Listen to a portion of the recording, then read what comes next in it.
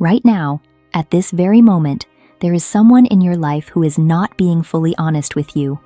Not a stranger, not a distant acquaintance. Someone close. Someone whose voice you recognize in the dark. Someone whose presence has become familiar enough that you no longer question it. And that is precisely why you should. I'm not saying this to make you suspicious of everyone around you. Suspicion is noisy. It is reactive. It disturbs your peace. What I am speaking about is something quieter. Awareness. I am 94 years old.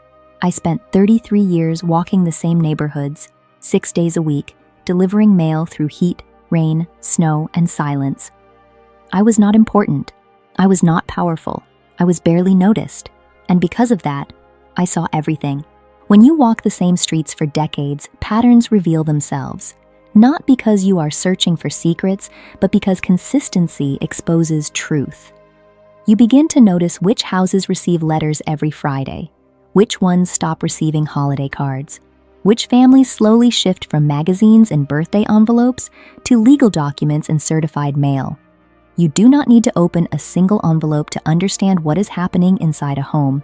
Human behavior leaves footprints. The mistake most people make is believing that intimacy equals full access. They think proximity means knowledge. They assume that because they share a table, a bed, a name, they must also share the whole truth. But what I learned, quietly and slowly, is this. Most people carry versions of themselves that even their closest companions have never met. Not because they are monsters, not because they wake up planning betrayal, but because human beings are layered, and comfort makes us stop observing. Trust feels warm, it lowers your guard, it relaxes your attention. When something feels safe, you stop studying it. You assume it will remain what it has always been. That is where discipline disappears. The people who are blindsided are rarely foolish. They are often kind, loyal, devoted. They believe in giving others the benefit of the doubt, and the benefit of the doubt given repeatedly becomes permission. Betrayal is rarely dramatic in its beginning. It does not arrive like thunder. It begins as something small, a minor inconsistency, a delayed explanation, a promise adjusted slightly, a story that changes by a few degrees, nothing explosive, nothing undeniable, just enough for you to notice, and then ignore. You tell yourself you are overthinking. You tell yourself you trust your instincts. You tell yourself that love means believing. But love without awareness is not strength. It is surrender. Over the years, I watched marriages collapse long before the divorce papers arrived. I watched business partners smile at each other while quietly preparing lawsuits. I watched friendships dissolve slowly, not because of one great wound, but because of dozens of small fractures that were never addressed. The signs were always there, always. People do not suddenly become deceptive. They rehearse it. They test boundaries. They tell a small lie and wait to see if it passes. They withhold a small truth and measure your reaction. They break a minor promise and observe whether you adjust your standards. And if you do, they learn something. They learn how far they can go. This is not cruelty. It is psychology. Boundaries teach others how to treat you. Silence teaches them what you will tolerate. Erosion is quiet. That is why it is dangerous. You do not notice a coastline changing day to day, but return after 10 years and the land is gone. Many people are not betrayed because they are naive. They are betrayed because they avoided discomfort. They sensed something early, a tension, a shift, a subtle misalignment. But asking questions would have forced change. And change is frightening. It is easier to maintain the illusion of stability than to risk disrupting it. It feels safer to preserve what you think you have than to confront what may already be slipping away. So you stay silent. You perform normalcy. You smile in public. You maintain routine. You convince yourself that if there were truly a problem, it would be obvious. But truth is rarely obvious at first. It is cumulative. One of the greatest illusions in relationships is this belief that feelings are evidence, that because someone makes you feel valued, protected, desired, that must mean they are aligned with you. Feelings can be manufactured, words can be chosen carefully, tone can be softened intentionally, Consistency cannot.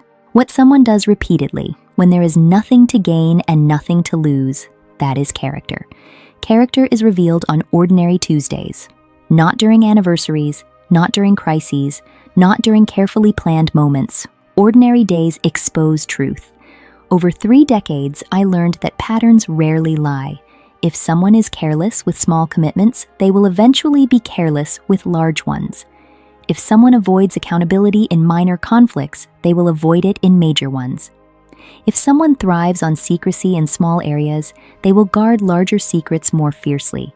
You cannot control another person's honesty, but you can control your attention. And attention is discipline. This does not mean you become cold. It does not mean you interrogate every word. It does not mean you live in suspicion. It means you remain awake, you listen fully, you observe calmly, you compare words to actions without emotion distorting the view. The disciplined mind does not panic, it notices. There is something powerful about noticing without reacting immediately.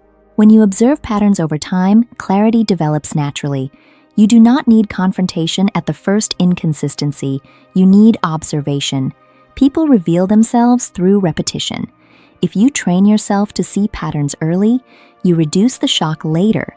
You may still feel pain, but you will not feel blindsided. And there is a difference. Blindsided pain destroys trust in yourself, in your judgment, in your perception. You begin to question whether you ever saw clearly at all. Disciplined awareness protects your self-trust. You do not have to accuse. You do not have to dramatize. You do not have to announce your suspicions. You simply gather data. Does what they say match what they do? Do their explanations remain stable over time? Do their actions align when it is inconvenient for them? Do they show the same character in private that they display in public? These are quiet questions. They require patience. And patience is rare in a world addicted to immediacy. Many people prefer intensity over clarity. They mistake emotional highs for loyalty. They mistake comfort for compatibility. But the calm observer sees differently. The calm observer understands that trust is not given because someone feels right. It is built because someone behaves consistently right. And trust, once earned through repetition, becomes strong. But trust given freely without evaluation becomes fragile. Time moves quickly, faster than you think. Decades compress into memories. Houses change occupants. Streets change names. Faces disappear. The people you once believed were permanent shift into stories. What remains is the quality of your awareness. You do not have years to waste ignoring what unsettles you. You do not have endless time to postpone necessary conversations. You do not have the luxury of pretending that intuition, when persistent, is meaningless. That subtle discomfort you keep dismissing? It is information, not proof, not condemnation. Information. Your responsibility is not to assume the worst. It is to investigate calmly within yourself. Are you seeing patterns you do not want to admit? Are you excusing behavior you would not tolerate from someone else? Are you shrinking your standards to maintain comfort? These questions are not accusations. They are discipline. And discipline, applied quietly, prevents devastation loudly. The person most likely to hurt you is rarely the obvious enemy.